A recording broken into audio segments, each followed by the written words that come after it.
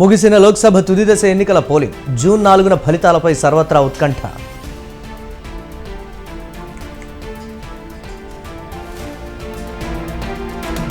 మళ్లీ కమల వికాసమే, exit పోల్స్లో NDA కూటమిదే హవా.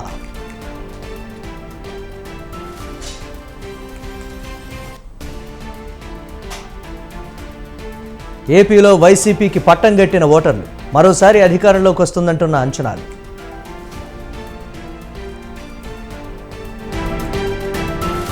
ప్రభుత్వ ఉత్సవాల్లో బీఆర్ఎస్ పాల్గొనడం లేదు, సీఎం రేవంత్ రెడ్డికి కేసీఆర్ బహిరంగ లేఖ.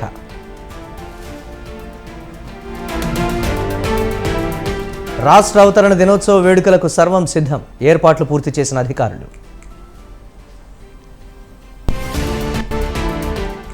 జగన్ భారీ మెజారిటీతో గెలవబోతున్నారు, కూటమి కుదేలైపోవడం ఖాయమన్న జోగి.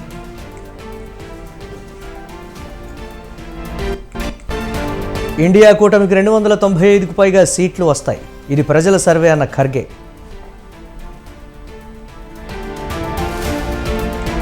కన్యాకుమారిలో ముగిసిన ప్రధాని ధ్యానం, 45 గంటల పాటు ధ్యానం చేసిన మోదీ.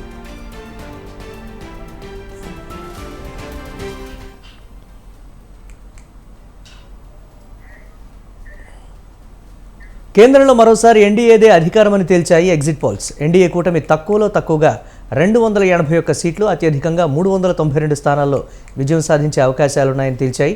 ఇక ఇండియా కూటమికి 118 నుంచి 154 సీట్ల వరకు దక్కవచ్చని లెక్కలేశాయి. Republican P MARQ exit poll ప్రకారం ఎన్డీఏకు 359 సీట్లు దక్కవచ్చని తెలిపింది. ఇండియా కూటమికి 154 ఎంపీ స్థానాలు, ఇతరులకు మరో 30 సీట్లు దక్కవచ్చని అంచనా వేసింది.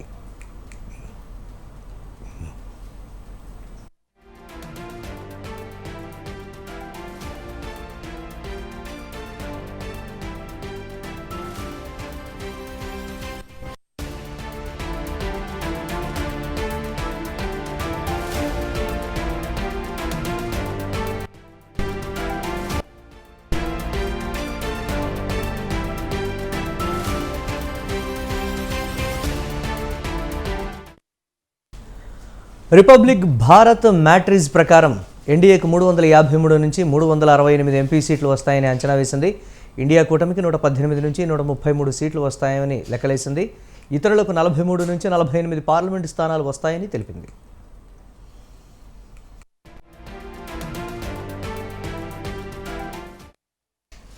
జన్ కీ బాత్ ఎగ్జిట్ పోల్స్లోనూ ఎన్డీఏ కూటమికి 362 నుంచి 392 స్థానాలు వస్తాయని ప్రకటించింది. ఇండియా కూటమికి 141 నుంచి 161 సీట్లు వస్తాయని లెక్కలేసింది. ఇతరులకు 10 నుంచి 20 ఎంపీ స్థానాలు రావచ్చని అంచనాలు ప్రకటించింది.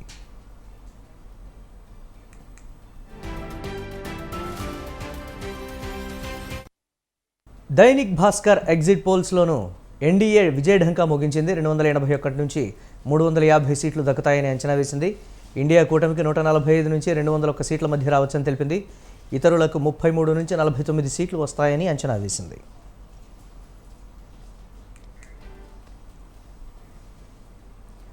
మొత్తంగా చూస్తే కమలం నేతలు చెప్పినట్లుగా 400 మార్కు చేరకపోయినా మరోసారి మోదీ మ్యాజిక్ మాత్రం లోక్సభ ఎన్నికల్లో పనిచేసిందన్న మాట గట్టిగా వినిపిస్తోంది.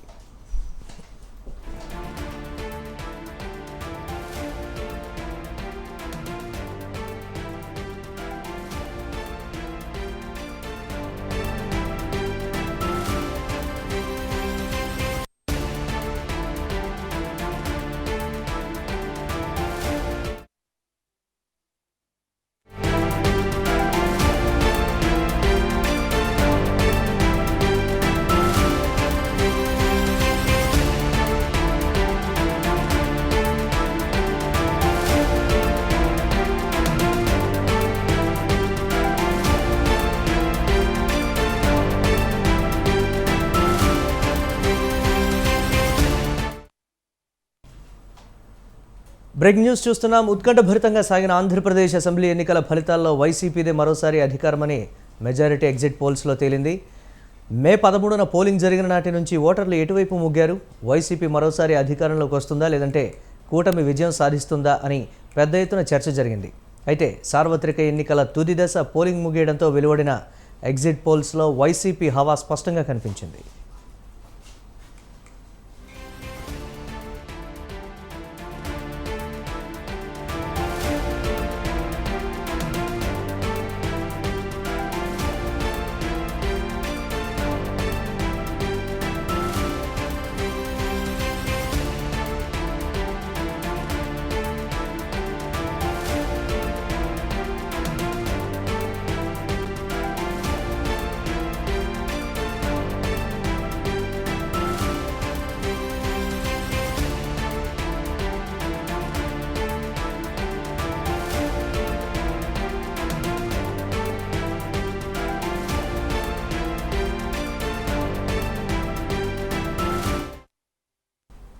ఆత్మసాక్షి ఎగ్జిట్ పోల్స్ ప్రకారం ఏపీ ప్రజలు మళ్లీ వైసీపీకే పట్టం కట్టనున్నారు.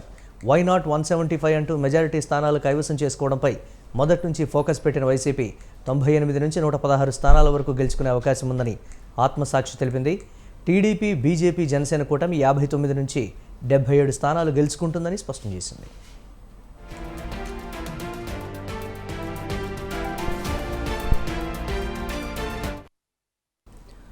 మరోవైపు ఏపీలో జరిగిన లోక్సభ ఎన్నికల్లోనూ వైసీపీ హవా కొనసాగినట్లు ఆత్మసాక్షి అంచనా వేసింది. మొత్తం 25 పార్లమెంటు స్థానాల్లో వైసీపీ 16, టీడీపీ 6, జనసేన 1, బీజేపీ 1, ఇతరులు 1 స్థానం గెలుచుకుంటారని వెల్లడించింది. అంటే కూటమి 8 స్థానాలకే పరిమితం కానుంది.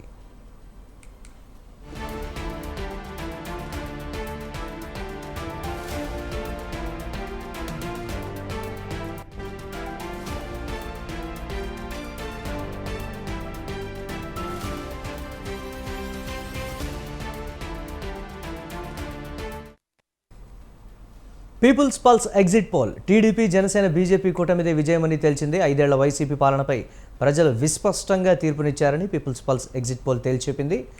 కూటమిలో పెద్దన్న పాత్ర పోషిస్తున్న టీడీపీకి 95 నుంచి 110 సీట్లు వస్తాయని ప్రకటించింది. జనసేనకు 14 నుంచి 20 సీట్లు, బీజేపీకి 2 నుంచి 5 స్థానాలు దక్కుతాయని తేల్చింది. తద్వారా కూటమికి 111 నుంచి 135 సీట్ల వరకు వస్తాయని తన అంచనాలతో ప్రకటించింది.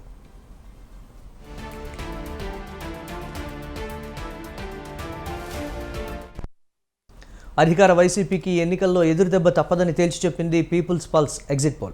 వైసీపీకి 45 నుంచి 60 సీట్లు మాత్రమే వస్తాయని తమ క్షేత్రస్థాయి పరిశీలనలో తేలిందని ప్రకటించింది.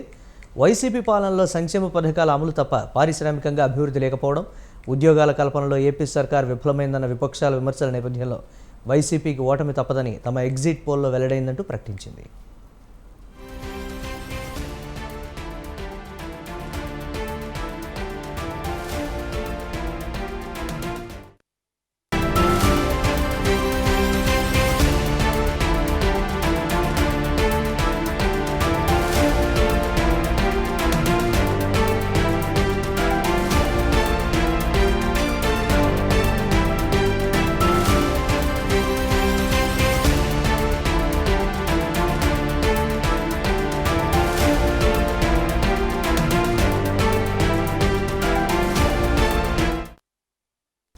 తెలంగాణ లోక్సభ ఎన్నికల ఫలితాల్లో నువ్వా నేనా అన్నట్లుగా పోటీ పడుతున్నాయి కాంగ్రెస్, బీజేపీ. గతేడాది వరకు చక్రం తిప్పి అసెంబ్లీ ఎన్నికల్లో ఓటమి పాలైన బీఆర్ఎస్ ప్రభావం పార్లమెంట్ ఎన్నికల్లో పెద్దగా లేదని తేల్చెప్పాయి ఎగ్జిట్ పోల్స్.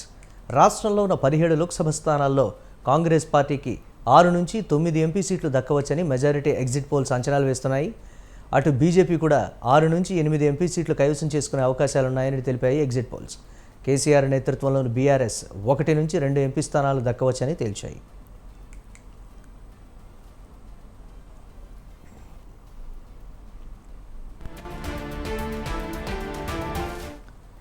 ఆరా మస్తాన్ ఎగ్జిట్ పోల్స్లో కాంగ్రెస్ పార్టీకి 7 నుంచి 8 ఎంపీ సీట్లు వస్తాయని అంచనా వేశారు.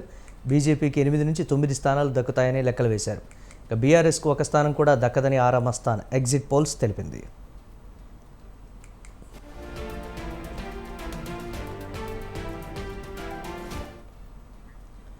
ఇండియా టీవీ సిఎన్ఎక్స్ ఎగ్జిట్ పోల్స్లో కాంగ్రెస్ పార్టీకి 6 నుంచి 8 స్థానాలు వస్తాయని అంచనా వేసింది. కమలనాథులు 8 నుంచి 10 సీట్లలో గెలవవచ్చని అభిప్రాయపడింది. బీఆర్ఎస్కు 1 సీటు దక్కవచ్చని అంచనా వేసింది.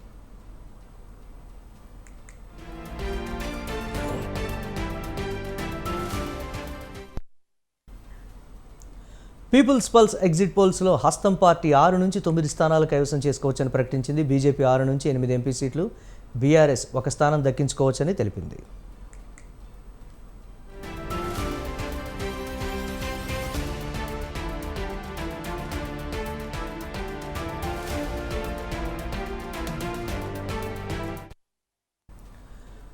ఏబీపీ సి ఓటర్ ఎగ్జిట్ పోల్స్లో కాంగ్రెస్, బీజేపీ చెరో 7 నుంచి 9 స్థానాలు వస్తాయని లెక్కలేసింది. గులాబీ పార్టీ ప్రభావం ఏమీ ఉండబోదని తేల్చింది.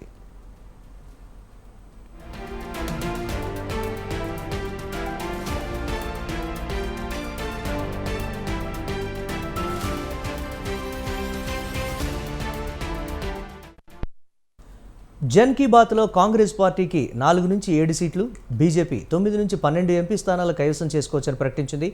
బీఆర్ఎస్కు 1 సీటు వరకు రావచ్చని తెలిపింది.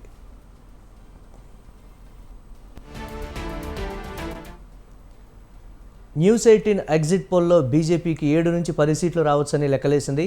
కాంగ్రెస్కు 5 నుంచి 8 ఎంపీ సీట్లు, బీఆర్ఎస్కు 2 నుంచి 5 పార్లమెంటు స్థానాలు దక్కవచ్చని ప్రకటించింది.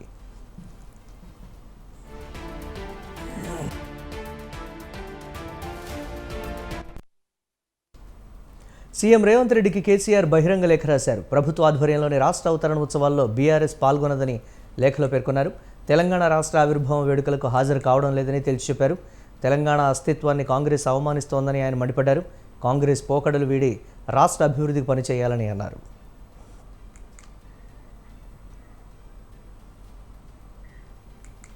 మంత్రి కోమటిరెడ్డి వెంకటరెడ్డి కీలక వ్యాఖ్యలు చేశారు. ఫలితాల తర్వాత బీఆర్ఎస్ అడ్రస్ గల్లంతవుతుందన్నారు. రాష్ట్ర చిహ్నం తెలంగాణ గీతంపై ఎలాంటి వివాదం లేదన్నారు. పని లేని వాళ్లు రాద్ధాంతం చేస్తున్నారని మండిపడ్డారు. ఆవిర్భావ వేడుకలు కనీవిని ఎరుగని రీతిలో చేస్తామని చెప్పారు. కేసీఆర్ ప్రభుత్వంలో అన్ని స్కీమ్లలో స్కాములు జరిగాయని, గొర్రెల పథకంలో భారీ స్కామ్ జరిగిందన్నారు. రాబోయే 10 ఏళ్లు తమ ప్రభుత్వమేనని తెలిపారు. ఎన్నికల ఫలితాల తర్వాత బీఆర్ఎస్ కనుమరుగవుతుందన్నారు. రాష్ట్రీయ గీతంపై కేటీఆర్ మతి భ్రమించి ఆందోళనలు చేస్తున్నారని విమర్శించారు. గొడ్లు, చేపలు, ధరణి పేరుగా భూములు, శాండ్, మ్యాండ్, ఇది ఏంది? ఇవాళ పొద్దున చూడండి, నాకు ఆ గొర్రెల స్కామ్ అనగానే ఉలిక్కి పడ్డట్టు అనిపించింది. ఏదైనా ఆయన కవిత స్కామ్ కూడా లిక్కర్ స్కామ్ ఇంకా వేరే రాకపోయి అప్పుడు ఇద్దరు దీంట్లో తప్పని పోతారు. ఈ ఫోన్ ట్యాపింగ్లు అయితే ఈ రావులందరూ అలానే ఉన్నారు. ఇక భూగోళం ఉన్నంత వరకు, తెలంగాణ రాష్ట్రం ఉన్నంత వరకు సోనియా గాంధీ జ్ఞాపకం వస్తారు. ఎవరు సావు నోట్ల తలకాయ పెట్టలే. అది సావు నోట్ల తలకాయ పెట్టి చచ్చిపోయిన 12 మంది పిల్లల తల్లిదండ్రులు ఏడుస్తున్నారు. ఈసారి కేసీఆర్ ఎట్లా ఓడిపోయింది? మన 2 సార్లు నమ్మినా, 3వ సారి నమ్మరు. ఇంకా బీజేపీ కూడా నాకు నమ్మకం తక్కువ. మాకు 13 సీట్లు తగ్గకుండా వస్తాయి, ఇంక్లూడింగ్ నిజామాబాద్. ఇంతమంది అరెస్ట్ అయ్యి లోపల వేరే వస్తలేదు. తెలంగాణ ఆవిర్భావ దినోత్సవాన్ని పరేడ్ గ్రౌండ్లో ఘనంగా నిర్వహిస్తున్నామని మంత్రులు పొన్నం ప్రభాకర్, జూపల్లి కృష్ణారావు తెలిపారు. ఆవిర్భావ దినోత్సవానికి సోనియా గాంధీని ఆహ్వానించామని తెలిపారు. ఈ వేడుకల్లో ప్రతి ఒక్కరూ భాగస్వామ్యం కావాలని కోరారు. తెలంగాణ చిహ్నాన్ని అందరి కోరిక మేరకు రూపొందించామని, దశాబ్ది వేడుకల సందర్భంగా తెలంగాణ ప్రత్యేక గీతాన్ని ఆవిష్కరిస్తామని తెలిపారు. రాజకీయాలకు అతీతంగా మాజీ ముఖ్యమంత్రి కేసీఆర్ను ఆహ్వానించామని చెప్పారు.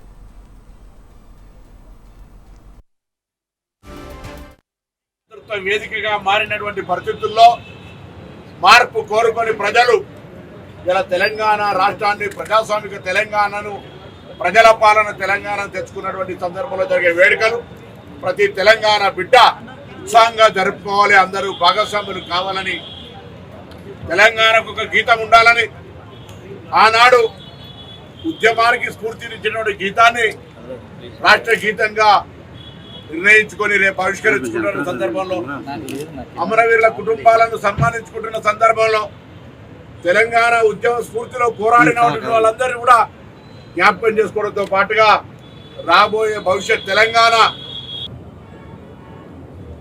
తెలంగాణ రాష్ట్ర సాధన కోసం వందలాది మంది బిడ్డలు ప్రాణత్యాగాలు అర్పించారో వాళ్ళు కూడా అందరిలాగా బతివ్వాలి.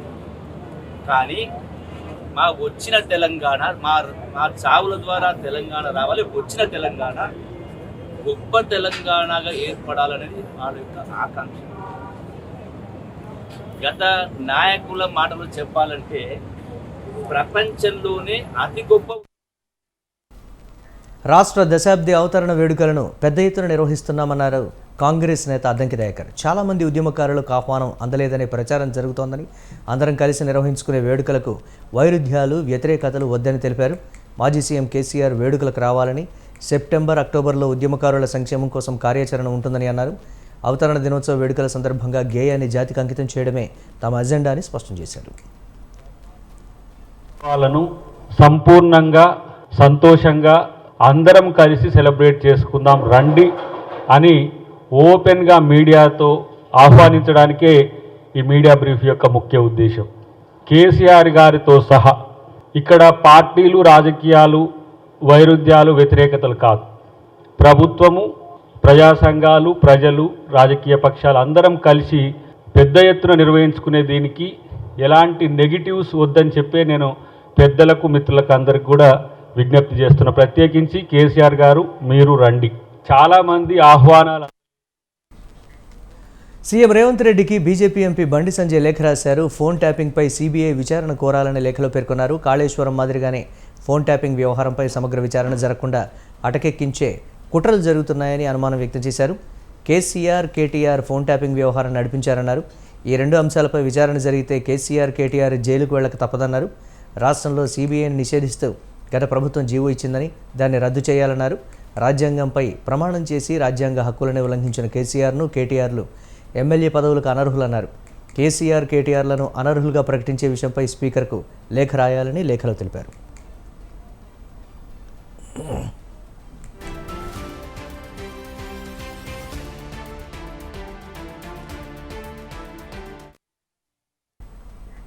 బీజేఎల్పీ నేత ఏలేటి మహేశ్వరరెడ్డి సంచలన వ్యాఖ్యలు చేశారు. తెలంగాణ చిహ్నంలో అమరవీరుల స్తూపం పెట్టడాన్ని స్వాగతిస్తున్నామని, తమకు ఎలాంటి అభ్యంతరం లేదని తెలిపారు. చిహ్నంలో చార్మినార్ను తొలగించే ధైర్యం మీకుందా అని ప్రశ్నించారు.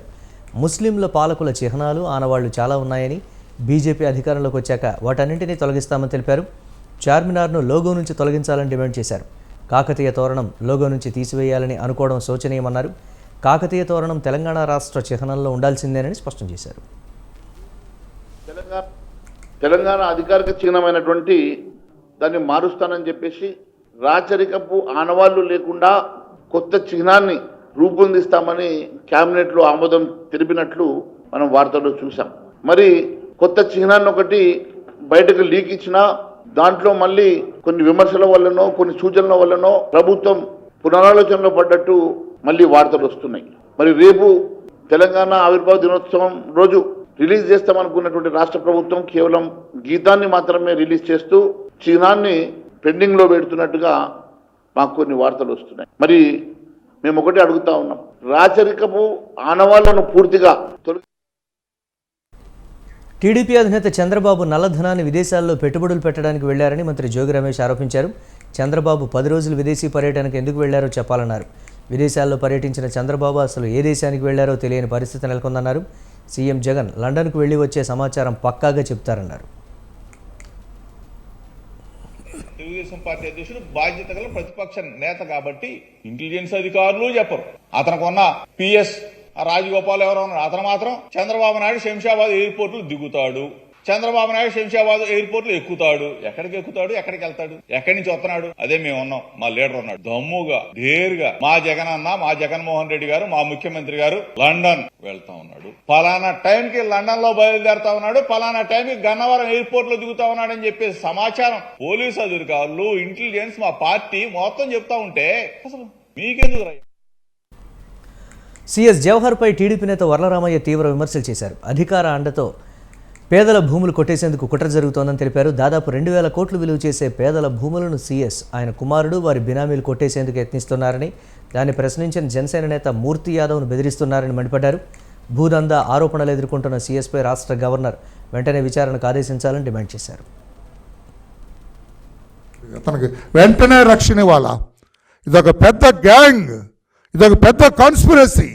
ఈ సాలెగూడులో అతను చిక్కుకొని ఉన్నాడు. ఇప్పుడు నా దగ్గర సాక్ష్యాలు ఉన్నాయంటున్నాడు. ఆ సాక్ష్యాలు ఇంకా ఎంక్వైరీ చేస్తే బయట పెడతా అన్నాడు. దీనికి మీరు ఎందుకు చేస్తాన్రు? చెప్పబోయి నీ దగ్గర సాక్ష్యాలు అని ఎందుకనరు? మీరు చూపించబోయి నీ దగ్గర సాక్ష్యాలు అని ఎందుకనరు సార్? పెద్ద సార్ గారు మీరు అంటే మీ దగ్గర ఏదో లొసుకున్నట్లు లెక్క, మీ దగ్గర ఏదో ఉన్నట్లు లెక్క.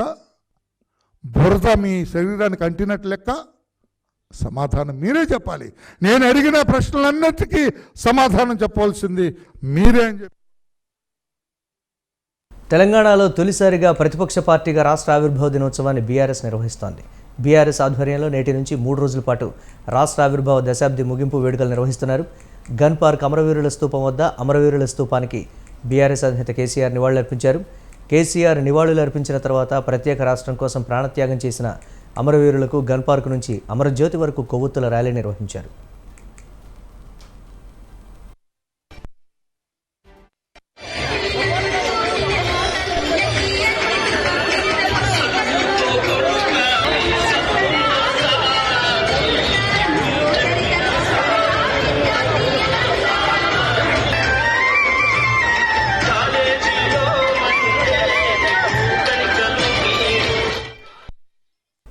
మియాపూర్ కేఎస్ఆర్ టుగెదర్ మూమెంట్స్లో ఫ్లాట్స్ కొన్నాక తమను బిల్డర్ హరినాథ్ మోసం చేశారని ఫ్లాట్స్ ఓనర్స్ నిరసన వ్యక్తం చేశారు. 150 ఫ్లాట్లు నిర్మించి 172 పార్కింగ్ స్లాట్లకు అనుమతి తీసుకొని 340 పార్కింగ్ స్లాట్స్ ఆఫర్ చేసి మోసం చేశాడని బాధితులు ఆవేదన వ్యక్తం చేశారు. మియాపూర్ పోలీస్ స్టేషన్లో కంప్లైంట్ చేసినా స్థానిక సీఐ పట్టించుకోవడం లేదని బాధితులు వాపోయారు. అన్ని రూల్స్ ఫాలో అయితే ఇక్కడ నుంచి కూర్చొని మాట్లాడితే అయిపోయేదాన్ని ఆయన చాలా పెద్ద చేశాడు. ఎందుకని? ఆయన యొక్క ఇంటెన్షన్స్ వేరు, ఆయన ఆలోచనలు వేరు. ఈ యొక్క షాప్స్ ఆయన ఎట్లా అయినా సరే ఆక్యుపై చేద్దాం అనుకుంటున్నారు. ఇది మొత్తం రెసిడెన్షియల్ బిల్డింగ్ అయితే దాని కింద 2 షాపులు పెట్టిన తర్వాత అది కమర్షియల్ అలాగే అవుతుంది. ఆయన కమర్షియల్ సపరేట్ చూపించలేదు. ఇది రెసిడెన్షియల్ కమర్షియల్ బిల్డింగ్ కాదు, ఇది కమర్షియల్ బిల్డింగ్ అది కూడా కాదు. కమర్షియల్ కి పార్కింగ్ లేవు, ఏమీ లేవు. అటువంటిది ఇది కమర్షియల్ అని చెప్పేసి బయట వాళ్ళకి ఎవరికి 20 కోట్లకు 30 కోట్లకు అమ్మేద్దాము, లేకపోతే ఎవరెవరో గోండాలకు అమ్మేస్తే వాళ్ళు తేల్చుకుంటారు. ఎవరెవరో మార్వాడి వాళ్ళు వచ్చి బెదిరించారు. మొన్నటిదాకా కారు తోటి వచ్చి గుద్దేశారు, భూమి బ్యారియర్ మొత్తం గుద్దేశారు. ఇక్కడ రెసిడెంట్స్ ని చంపేస్తానని చెప్పి ఎఫ్ఎం మేనేజర్ వాళ్ళందరినీ బెదిరించారు. వాళ్ళు వెళ్ళి కంప్లైంట్స్ కూడా ఇచ్చారు. మా దగ్గర రికార్డెడ్ ఉన్నాయండి ప్రూఫ్స్, సీసీ కెమెరా ప్రూఫ్స్ ఉన్నాయి. మేము ఇక్కడ టాట్లాట్ ఏరియా కొడుతుంటే ఆయన వచ్చి పగలగొట్టాడు కారు తోటి. మేము ఈ రికార్డెడ్ ప్రూఫ్స్ అన్ని తీసుకెళ్లాం. రౌడీలు అర్ధరాత్రి 7ంటికి 8ంటికి రాత్రి. సీఎం కేజ్రీవాల్కు ఢిల్లీ కోర్టులో చుక్కెదురైంది. మధ్యంతర బెయిల్ పొడిగించాలని, అలాగే రెగ్యులర్ బెయిల్ ఇవ్వాలని ఇటీవల రౌజ్ ఎవెన్యూ కోర్టులో కేజ్రీవాల్ పిటిషన్ వేశారు. ఆయన వేసిన 2 పిటిషన్లలో ఉపశమనం లభించలేదు. బెయిల్ విచారణ జూన్ 7కి రౌజ్ ఎవెన్యూ కోర్టు వాయిదా వేసింది. దీంతో కేజ్రీవాల్ రేపు తిహార్ జైల్లో సరెండర్ కానున్నారు.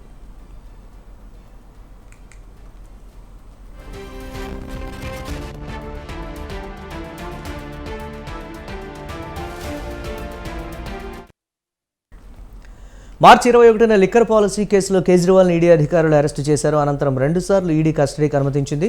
ఆ తర్వాత జ్యుడిషియల్ కస్టడీ విధించడంతో ఏప్రిల్ 1న తిహార్ జైలుకు తరలించారు. రెగ్యులర్ బెయిల్ పిటిషన్ వేసినా ఉపశమనం లభించలేదు. సార్వత్రిక ఎన్నికల నోటిఫికేషన్ రావడం, ప్రచారం చేయాల్సిన పరిస్థితి తలెత్తింది.